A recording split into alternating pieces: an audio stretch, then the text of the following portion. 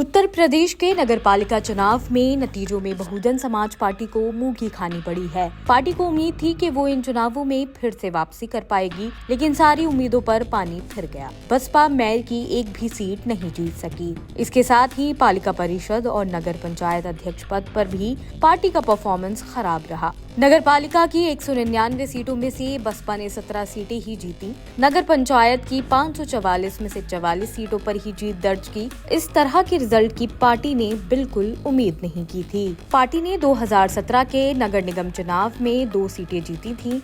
इस बार वो सीटें भी गंवा दी हैं। ये सीटें मेरठ और अलीगढ़ की हैं। इस बार इन दोनों सीटों पर पार्टी तीसरे नंबर पर रही। जब पार्टी ने ये दोनों सीटें जीती थीं, तो अपनी वापसी के संकेत दिए थे, लेकिन निकाय चुनाव का रिजल्ट बसपा के लिए चुनौतीपूर्ण रहा।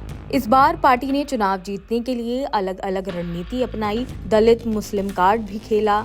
बसपा ने ज्यादा मुस्लिम उम्मीदवारों को टिकट देकर निकाय चुनाव में मुस्लिम समुदाय का समर्थन हासिल करने की कोशिश भी की, लेकिन कुछ खासा फायदा नहीं हुआ। पार्टी के अंदरूनी सूत्रों का कहना है कि उन चुनावों में बसपा को जिस तरह के नतीजे मिले हैं, उसके लिए मुख्य रूप से पार्टी कार्यकर्ताओं का नेतृत्व से मोहभंग होना एक कारण है। पार्टी ने विचारधारा के संदर्भ में दिशा खो दी है और कोई दूसरी पंक्ति का नेतृत्व नहीं है जो जमीनी कार्यकर्ताओं के साथ कनेक्ट कर सके। हालांकि चुनाव में मिली हार के बाद बसपा प्रमुख मायावती का पहला रिएक्शन सामने आया है। इसमें उन्होंने बीजेपी सरकार पर चुनाव में धांधली करने का आरोप लगाया है। मायावती ने कहा, सरकारी मशीनरी का दुरुपयोग कर ये चुनाव जीता गया है। बीएसपी चुप नहीं बैठेगी। वक्त आने पर बीजेपी को इसका जवाब जरूर मिलेगा।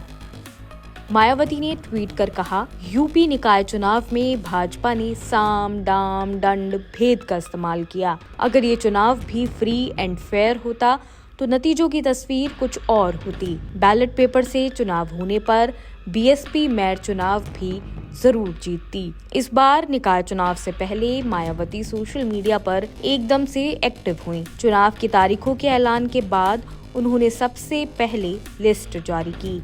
इसके बाद कयास लगाए जा रहे थे कि मायावती और बसपा के बड़े चेहरे दमखम के साथ चुनाव में उतरेंगे, लेकिन ऐसा नहीं हुआ।